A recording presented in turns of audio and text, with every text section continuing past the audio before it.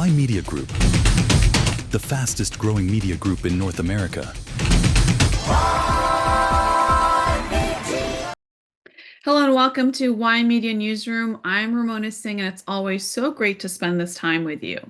Now, the world is watching very closely at what's happening in the Middle East as it's facing one of the most fragile and dangerous geopolitical moments in years. What's happened since last night, breaking news, was that Iran has claimed that it has shot down an American Reaper drone as the United States launched new missiles, what they call self-defense strikes, inside Iran near the Strait of Hormuz.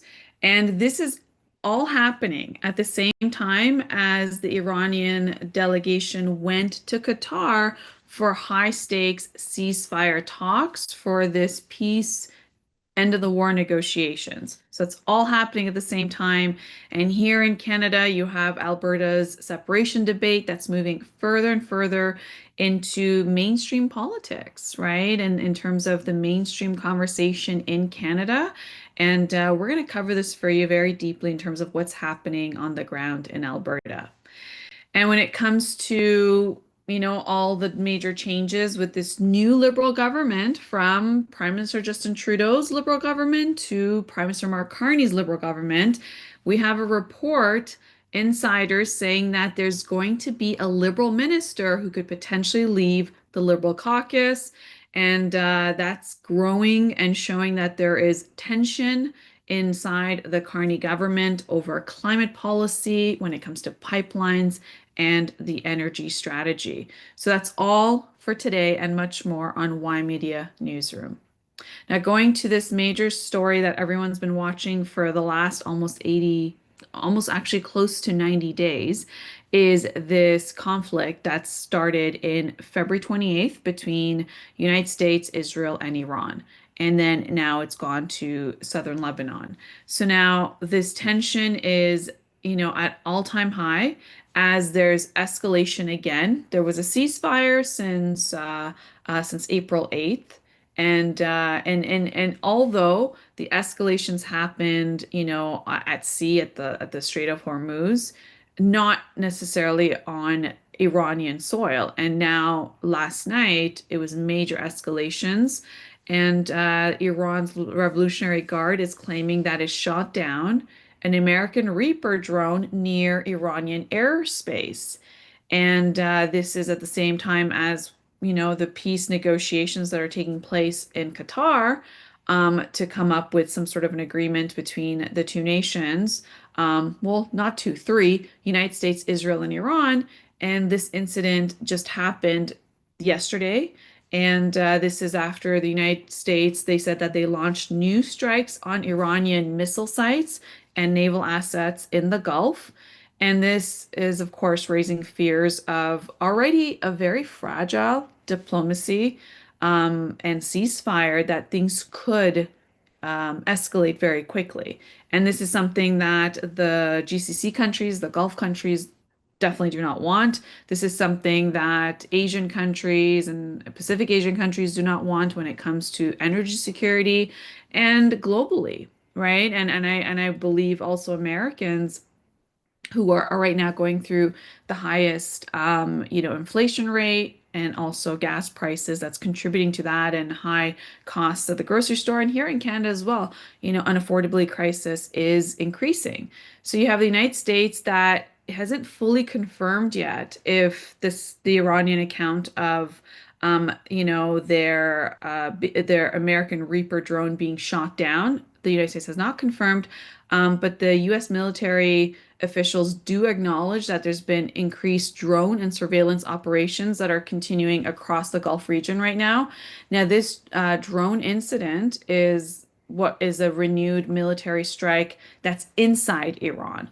Okay, and it's a region called Bandar Abbas, which is close to the Strait of Hormuz. So it's a very geographically critical location. There were some reports that, this strike from the United States side that erupted, they called it self-defense because they said that essentially the Iranians were putting up, missiles in the Strait of Hormuz, and to that there was a strike from the United States at those missile sites. So, it's to be seen, what actually happened and how did this erupt, especially during this critical time. As this peace negotiation, President Trump said we're very close to it.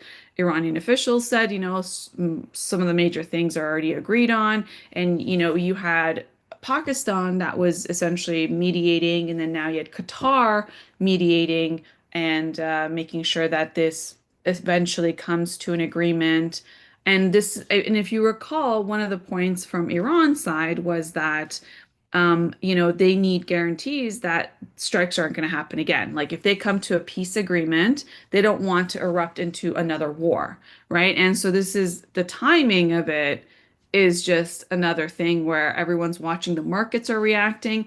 And so just to be specific about what actually took place as we're reading the reports today and what was happening last night in real time, American forces targeted missile launch sites, mine-laying vessels, and military infrastructure near the Strait of Hormuz.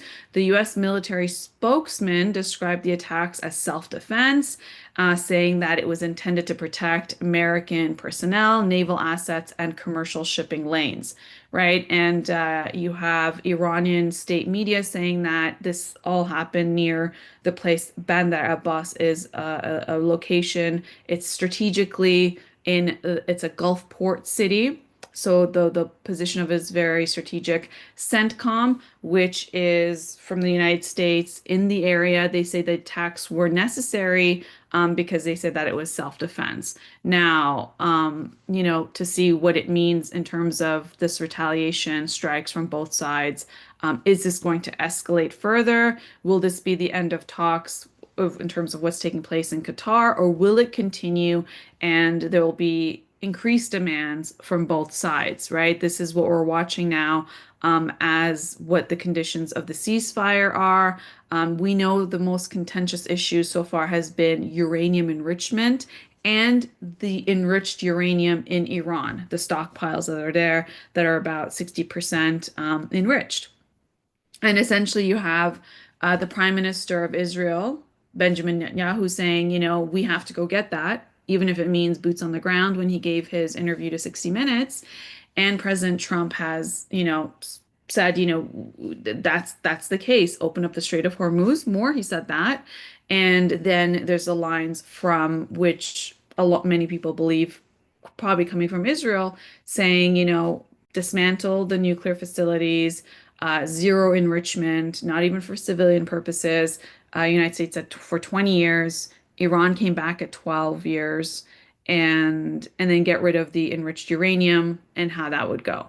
So Iran has countered, saying they want sanctions relief.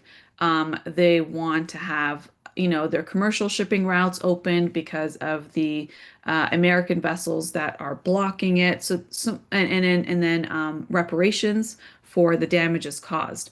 And so this is at a very critical time when everyone was looking forward to the war ending.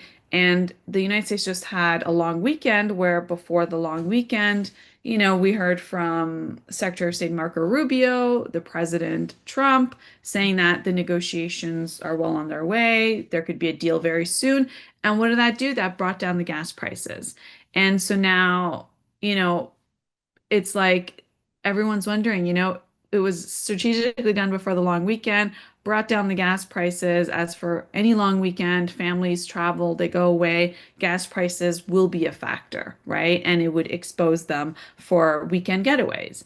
And so now, right before we come out of the long weekend in the United States, this entire thing erupts where reports are that the United States has launched missiles towards Iran, port cities, and they're saying it was for self-defense, not because they erupted, and broke the ceasefire. Now, Iran is saying they broke the ceasefire, and so we're seeing if this actually increases what the chances are. So this is happening at the same time as you have President Trump increasingly saying that the other countries in the Middle East should sign on to the Abraham Accords, and that should be part of the peace agreement, which is having establishing ties with Israel.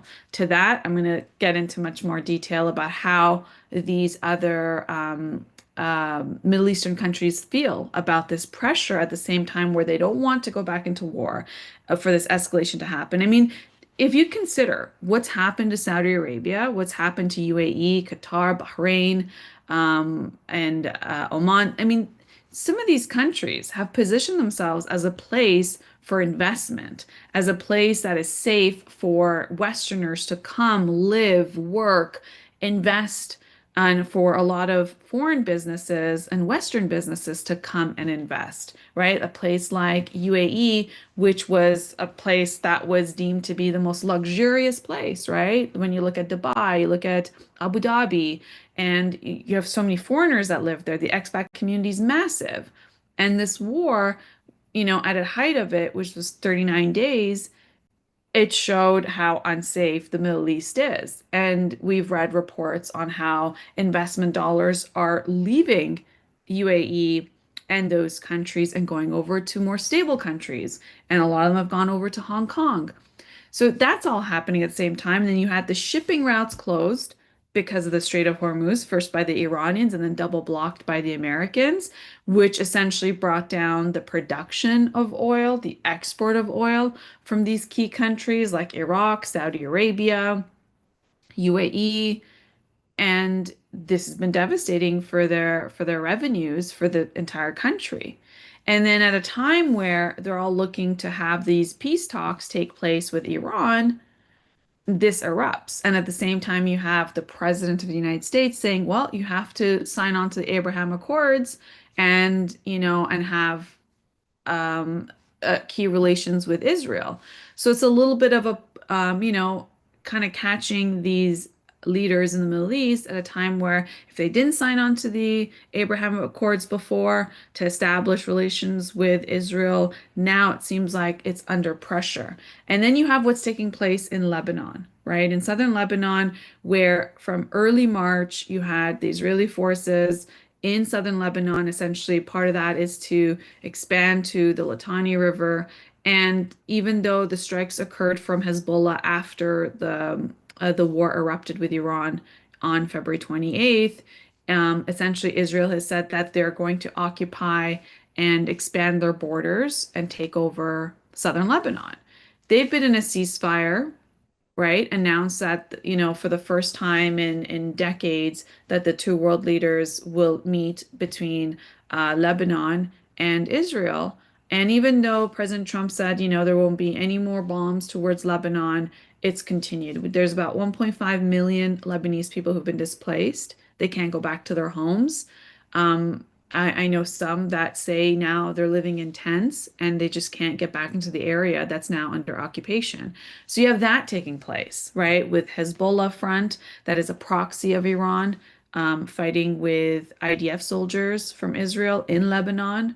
And then you have the Houthis, which is also another proxy, Iranian proxy, that are now threatening to close off the Red Sea. So the Red Sea is below. So you have the Strait of Hormuz, and then you have the Red Sea below it, which is another way that Saudi Arabia has been sending out their oil, another route. And so there's now complications with that. And this pressure is mounting on these countries, right? So when you have Saudi, Qatar, UAE, Turkey, Pakistan, they're all regional powers in the area. And they've wanted to, make sure that this diplomacy takes place between Israel, United States, and Iran. And they've been definitely heavily involved in the diplomatic conversations, through back channels through Pakistan, now through Qatar, because this is a wider regional war and massive instability for the Middle East. And who knows, even when the peace agreement is agreed on and this war ends and this major conflict ends, what does it take to repair the reputation of the Middle East for somewhere like Dubai? Does anybody want to travel there anymore where it's unsafe? Does anybody want to uproot from the Western world and go over there and be exposed to the regional conflict? And, imagine taking your savings and your investment dollars and going there, and then you don't even know what's going to happen, right? And you're so close to Iran. You're so close. You're in the center of the conflict. Weeks on weeks, we heard about the strikes coming from Iran to the ports and to the American army bases in UAE. But there's also reports and videos of those missiles hitting hotels and tourist areas.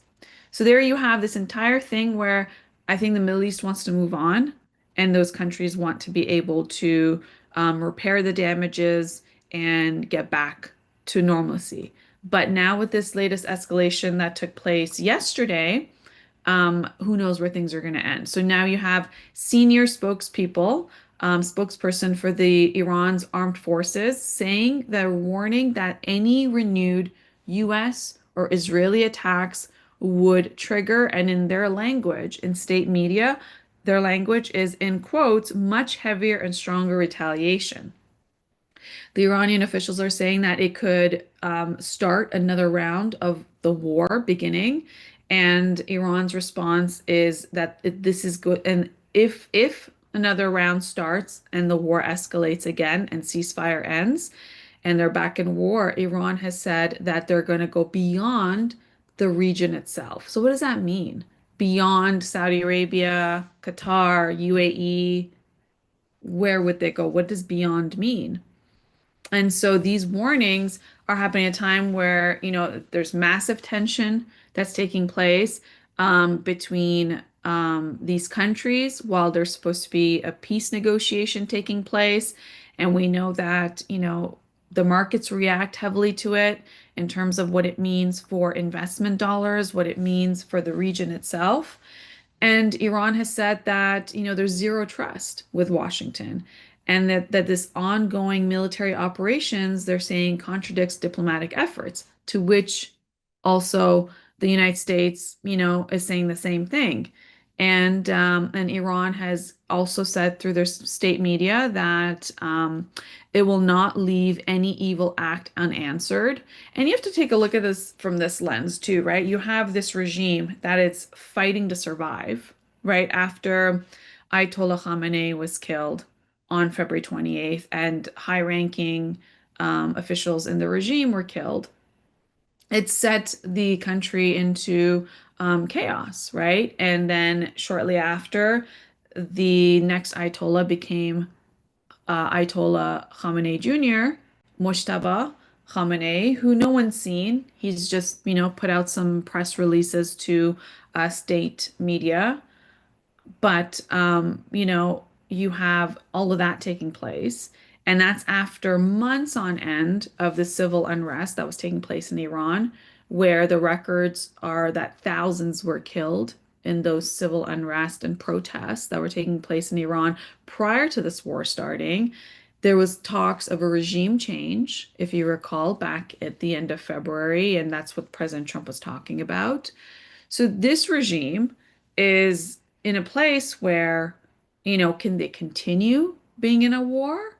I mean, so far they've held for almost 90 days with the inflation numbers through the roof in Iran when it comes to the economy in Iran. But what's happened is in this wartime is there's still civil unrest. And is the hopes of a regime change something that is not going to happen? Many speculate that if a peace agreement is made with the United States, that this regime will stay intact and then it'll be able to rebuild itself. But at the same time, this regime is trying to show that it's tough and that it will survive and not collapse and have a regime change. And part of this is how they're negotiating and how they're responding during all of these attacks. So you have on Israel on the other side that just had an emergency security discussion, and they posted onto their social media with their defense minister and military chief, and they're looking at what would be a wider conflict with Hezbollah, right? Saying that Hezbollah has launched rockets, artillery fire, and drone attacks. And this is all near where Israeli positions are in the Litani River in southern Lebanon. There's been reports that the conflict is going to the border of Syria. And we know for the first time Syria and Lebanon are now talking and seeing how they can have more regional stability with each other because it's war zone right now. And we see that, there's that taking place and what's taking place now with Iran's deputy security chief, Ali Bagheri. He's now traveling to Moscow for a major international security forum, which is attended by 120 countries. And this is also showing at a time where Iran is showing its deep relations with Russia. And if you recall, prior to the summit, the US China summit where President Trump attended, you had Iran's foreign affairs minister, Araghchi, meeting in China with their foreign affairs minister prior to the summit with the United States. So you're seeing all these visible things taking place with these delegations. And then you have Qatar, Pakistan, Turkey, and the Gulf states continuously pushing for diplomacy while this is all taking place, right? Because it affects them all. And the financial markets are constantly reacting with every development, with every headline, now with the latest one, with the eruption of these drone attacks, that affects oil prices. And there is a swing when it comes to what would be in this escalation and what it means for the markets and this wider dispute between the two countries that's affecting global prices. Now, today, I saw that Secretary of State Marco Rubio said that negotiations are still taking place. Even though the conflict has started, the negotiations are taking place. Marco Rubio says that it'll be days away from a framework agreement. They've been saying that these past, 80 days or so. And even though there seems to be, contradictions based on what we hear in the reports of what's taking place on the ground versus what these world leaders are saying. So now this is one of the most dangerous geopolitical balancing acts in years that we're seeing. You have the biggest issue that is not simply whether US or Iran just want peace. This is both of them trying to negotiate at the same time escalating militarily on grounds, whether it's on Iranian soil or whether it's at the Strait of Hormuz at sea. And so you have the latest things where Iran is shooting down US drones, saying in self-defense. You have the US striking, saying in self-defense. You have the Hezbollah escalations. You have the active Qatari negotiations. You have the Houthis potentially blocking the Red Sea, which will impact the GCC countries even further on both ends, that they can't send their exports and there's nothing they're going to do about it. And then you have Trump demanding that Iran surrender enriched uranium, to which politically is understandable for the United States and what Israel is saying is security perspectives. But when you look at from the other aspect of it, you have the Iranian leadership in the regime who's struggling to stay intact after months of civil unrest and after massive attacks by it through this war with the United States and Israel. They also need to survive domestically and cannot appear weak, right, in front of the Iranians. And so they're trying to have a leverage here. And if Iran gives up its enriched uranium, what is its leverage point then? Then will it be open to strikes from Israel or from the United States once again, or from other countries, because it no longer can say we have enriched uranium and that it would be weapon grade and as a major threat. So these are all very contentious issues as we're seeing, inflation going through the roof. We're seeing shipping, insurance markets getting more expensive for the vessels that have to pass the Strait of Hormuz. Fuel prices are increasing. It's adding costs to goods and services, more specifically cost of food. And not to mention what it means for, the lack of fertilization that comes from that area. And the UN saying that there's going to be famine in African countries as a result. So this is all the stuff we're watching, and of course we're going to bring this every detail to you as this evolves. We're going to take a quick break, and we're going to be right back.